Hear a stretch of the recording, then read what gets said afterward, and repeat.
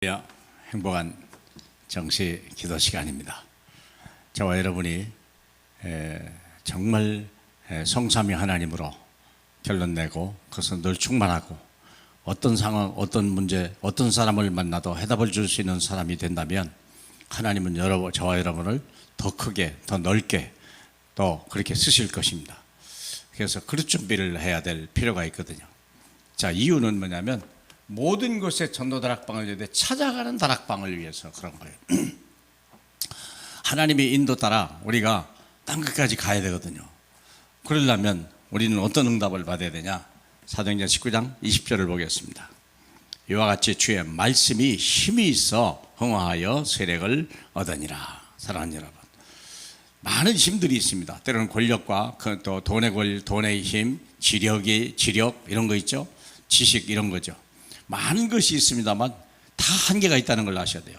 그런데 전혀 한계가 없이 무한 공급뿐만 아니라 모든 것을 이길 수 있는 능력은 말씀입니다. 말씀, 하나님 말씀입니다. 왜냐? 하나님의 말씀은 반드시 성취되는 것이기 때문에.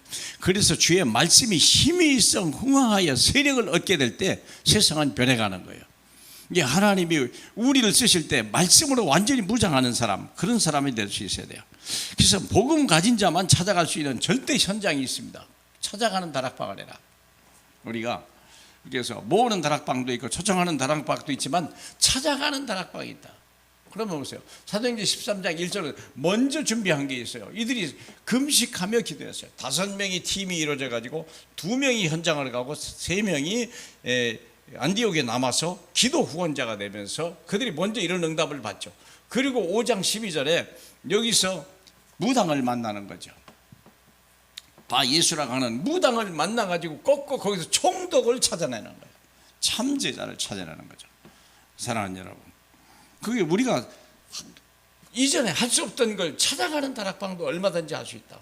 사도행전 16장 11절로 12절에 보니까 이들이 하나님의 성령으로 충만했다고 그렇게 얘기했습니다. 늘 우리가 기도하고 우리가 있을 때 하나님의 성령이, 그래서 성령이 아시아에 말씀을 전하지 못하게 하거늘 그들이 부르기아와 갈라디아 땅으로 다녀가 무시아 앞에 이르러 비두니아를 가고 에스대 예수의 영향을 허락지 아니하는지라. 무시아를 지나 드로아로 내려갔는데 밤에 환상이 바울에게 보이니 마게도냐 사람 하나가 서서 그에게 청하여 이르기를 우리를 와 도우라. 그렇죠. 이때 저 사람들에게 복음을 전하라고 우리를 부르신 줄 알미라. 하나님의 성령이 인도를 먼저 받고 나니까 이 16절 18절까지 귀신이 따라가는 일이 있죠.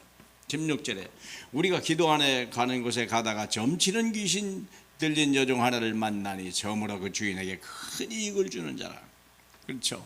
그래서 이 바울과 우리를 따라와 소리를 지르되 이 사람들이 지극히 높은 하나님의 종이라 자꾸 괴롭히고 있으니까 바울이 심히 괴로워하여 돌이켜 귀신에게 이르되 주 예수 그리스도의 이름으로 내가 명령하노니 그에게 나오라 하니 귀신이 즉시 나오니라. 먼저 우리가 성령의 인도를 받고 하나님의 계획 따라 움직이니까 귀신이 따라가는 거예요. 이 현장으로 인도했다는 거거든요.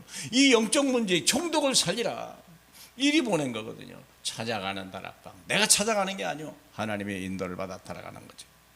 사도행전 19장 1절 7절에 보면 어떤 일이 벌어지냐면 이때 우리가 성령이 충만함을 받는 역사가 일어나죠. 9절에 아볼로가 19장에 아볼로가 고린도에 있을 때에 바울이 윗지방으로 다녀 에베소에 와서 어떤 제자를 만나 이르되 너희가 믿을 때 성령을 받았느냐 이랬죠.